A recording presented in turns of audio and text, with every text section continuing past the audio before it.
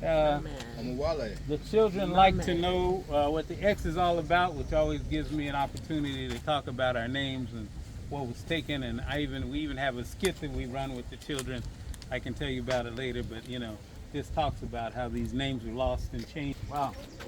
This is another Zulu king down the line of Shaka, actually down the bloodline of Shaka. Fought the British in different wars. And what I really like to express here is that this is the time where you really see, even with the Zulus organization, their courage, their numbers, they really just couldn't overcome the deficit in military technology, or the difference in military technology. So you may have seen some of these movies about Zulu. Have to do something about it. Akhenaten of ancient Kemet, I had Queen Tia on the front. Akhenaten, or Amenhotep IV, was the son. He changed the name Akhenaten because he was reorienting the spiritual system, not the whole system, but you know, more focus on Atan, or the sun, being the central of the, I hate to use the word worship, but of the observation. If you ever read, how many of you all have heard of Sigmund Freud? They forced that one down your throat. But if you get a chance, read Moses and Monotheism by Sigmund Freud, which is, I think, the last book he put out before he died, where he talks about Moses, and he talks about, of course, we know Moses was an Egyptian. Well, we had our spiritual systems in place. So Moses came out of 18th dynasty during that time, and whatever you say about his story, whatever he took with him had to have come from here.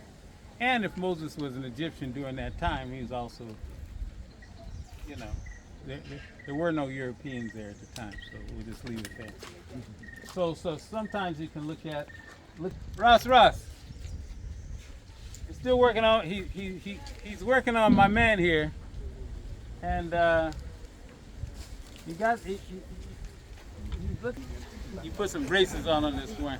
This is our man Ross Boomba, a musician. Bless up. I knew he was a musician who didn't know he's an artist. Oh yeah, I can draw a little bit, you know, a little bit, right?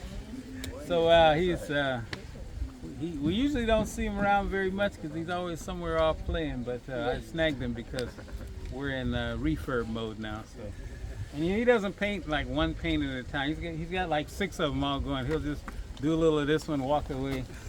All of the children will know Bob Marley. So the one person on this wall that even the kids will always know will be Kwame Nkrumah, Bob Marley.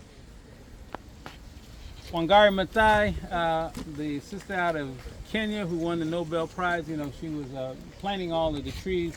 I really have her not so much for the Nobel Prize, but just her rebellious attitude and spirit and organization there in Kenya against the government, which was doing many corrupt things, and she was able to bring the women together through this tree planting thing to make some real political statements and physically block a lot of ridiculous projects. Pierre or Senke, how many people know the Amistad?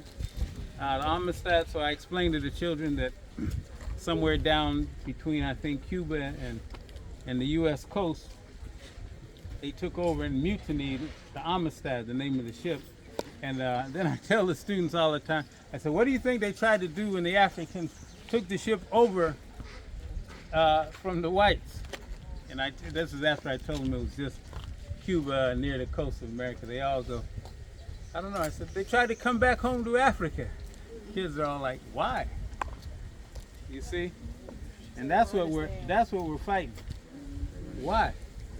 I said, because in their mind, you're right on the coast of America, and you take over the ship, and you're gonna bring it back to Africa. You know, and I try to explain to them. I said, well, there's slavery and all, but that just shows you where they are. It's like, even with the slavery and all of that, was it like that bad? I mean, if you got to the coast of America, you should have gone for it. I said, but you're gonna spend your life as a slave. And they're like, well, you get a visa with that? You know. Hampton, chairman of the Black Panther Party, Chicago. And they just killed Fred Hampton just for his ideas and for the strength of his persona. His son, Fred Hampton Jr., who was in the stomach of the mother when he was murdered there in Chicago, has been here, gave us a nice presentation. Of course, he didn't know his father, but he, you know,